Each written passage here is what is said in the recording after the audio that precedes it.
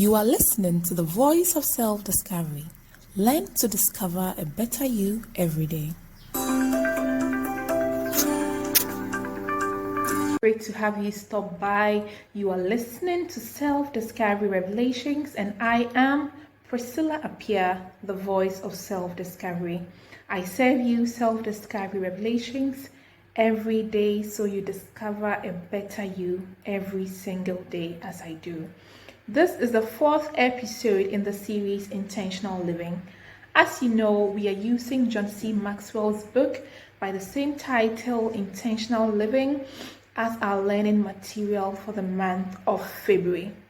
Today, I want to talk to you about putting other people first. Putting other people first, and how that intentionality is connected to living a life of significance.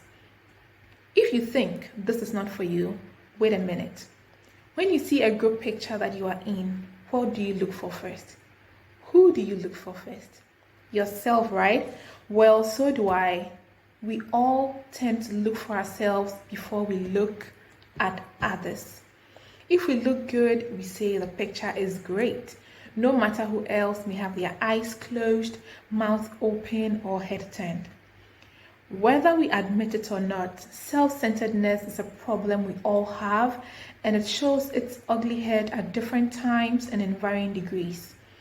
That is why I want us to learn together how to be intentional and put other people first.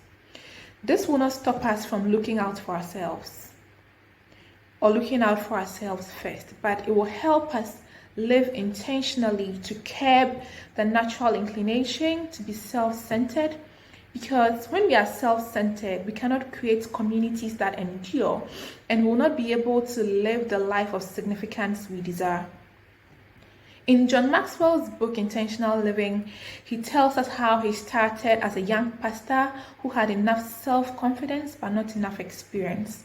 He tells us how he started his church and grew it to a point where it had expanded and needed some additional infrastructure.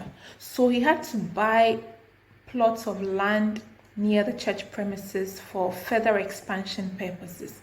However, the landowner was reluctant to sell it for a very long time.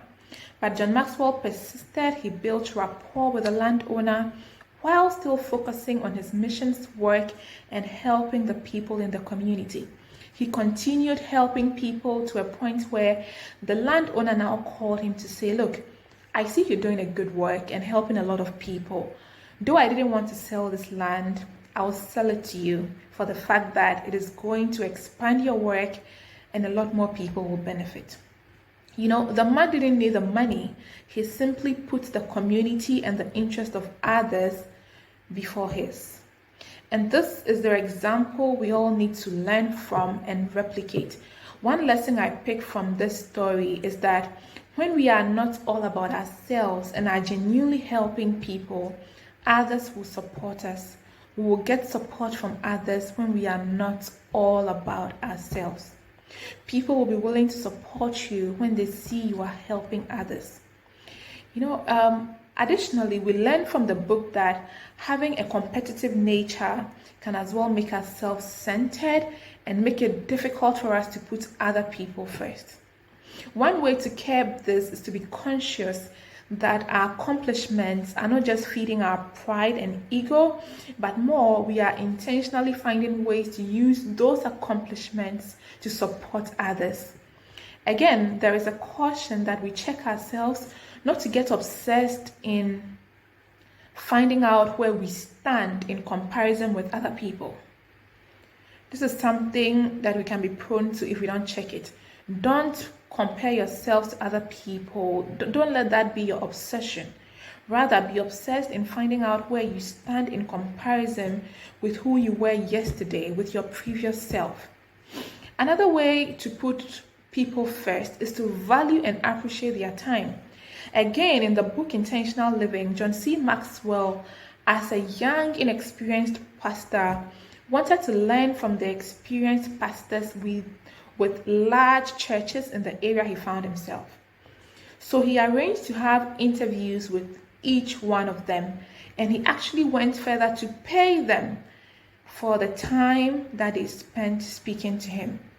That's not to mean we should be paying people whenever they spend time sharing important information or knowledge with us. If we can, that's fine. But more, we should not take it for granted when people do share their time. Words of appreciation, at the least, can go a long way. We can be conscious. We can more consciously look for win-win situations. We should consciously look for ways to negotiate for win-win situations when working with and spending time with others. Also, assess your goals and your desire to reach them. Is your desire to reach your goal totally self-centered? Is it all about you? Do you take into account that you are part of a larger team, a larger society, a larger community, working towards a common vision of creating a better life and even a better world? I inherently believe there's nothing wrong with being headstrong about achieving our personal goals, charting a path to personal progress, or tapping into our natural competitiveness. But I do think it's wrong to be self-centered in all these pursuits.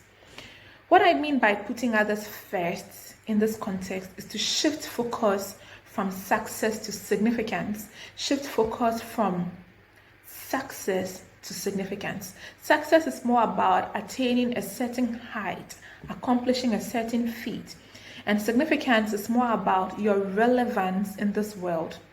So whatever you're doing, whatever you want to accomplish, try and situate it within a broader frame of relevance to the people around you, to your community, or to the world at large.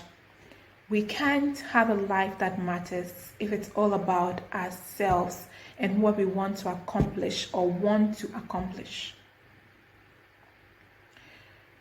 Living a life of significance is about what we can do for others and finding out how our existence can be relevant to others. Publisher Malcolm Forbes said, "People who matter the most are aware that everyone else does too." If you learned something from this episode, let me know. Share so that others can learn too. Don't forget to support this effort to help young people by subscribing to this channel. I am Priscilla Appiah, the voice of self-discovery. You matter. Voice of self-discovery. Do you like a pro?